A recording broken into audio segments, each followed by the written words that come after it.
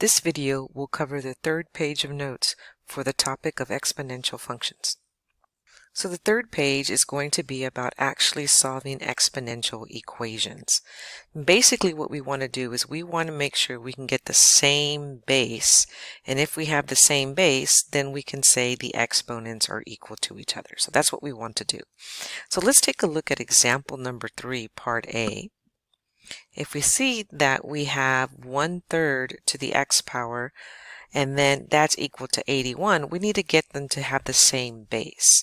So what I do know is I can change this 1/3 into a base of 3 because I know 3 to the -1 power causes this to be the reciprocal, which is 1/3. So that's where I'm getting this 3 to the -1, and then I still have it to the power of x.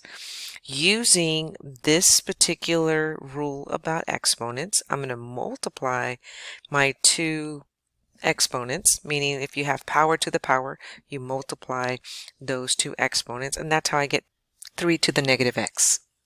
So the question is, how can I change 81 so that it has a base of 3? We know that 9 times 9 is 81, and each of those 9s have 3 times 3. We can see how I'm getting my 3 to the 4th power. So now that I have the same base, then I know my exponents are equal to each other. So once we have that, then we can say that -x is equal to 4, and therefore x is equal to a -4. And again, we can probably put this in a calculator, put 1/3 like this in our calculator, and then make it to the power of -4, and we should see that that's going to give us 81. Now let's talk about part B. Notice I have 2 over here, and over here I have an 8, but we do know that 2 cubed is 8, and so that's where I'm changing this guy right here. And now that we have almost the same bases, remember I have a power to the power, so I need to multiply them. I just want to remind you that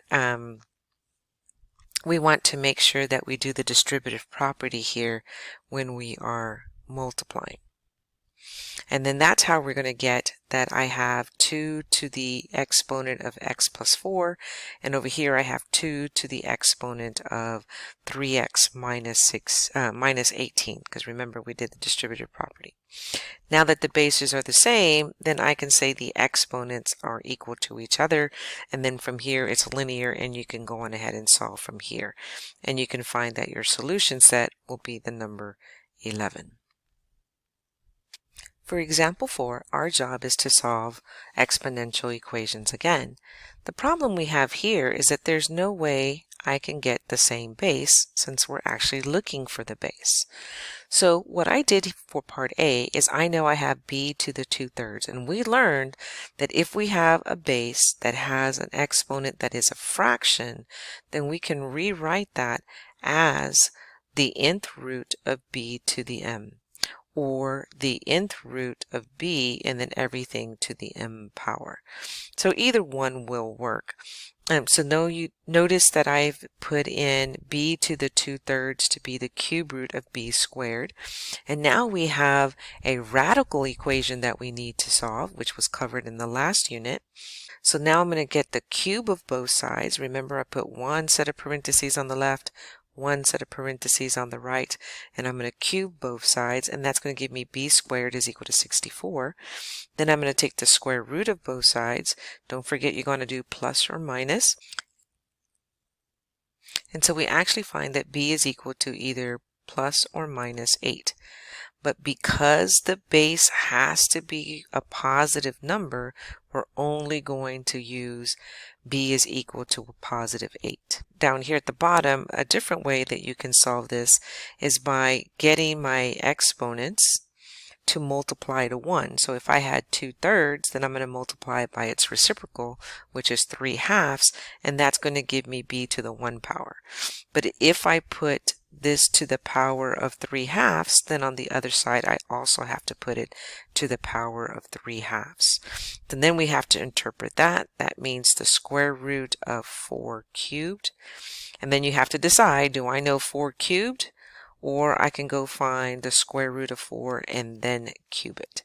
Either one will work. So if you know 4 cubed is 64, then you're looking for the square root of 64. If you don't, you find the square root of 4, which is 2, and then we're going to cube it, and either way you do it, you're going to find that the base is equal to 8. Finally, let's practice that technique over here for part B. So what we're going to do, we have b to the 4/3, so I am going to put a set of parentheses, one on the left and one on the right, and then I'm going to put it to the power of its reciprocal. So 4/3 is going to have the reciprocal of 3/4, so I'm going to put the power of 3/4 on the left and the power of 3/4 on the right.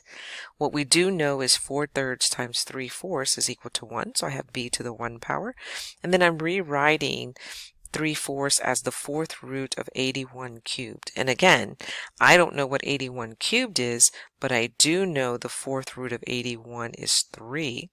So now I just need to figure out 3 cubed, and that's 27. And that concludes this video.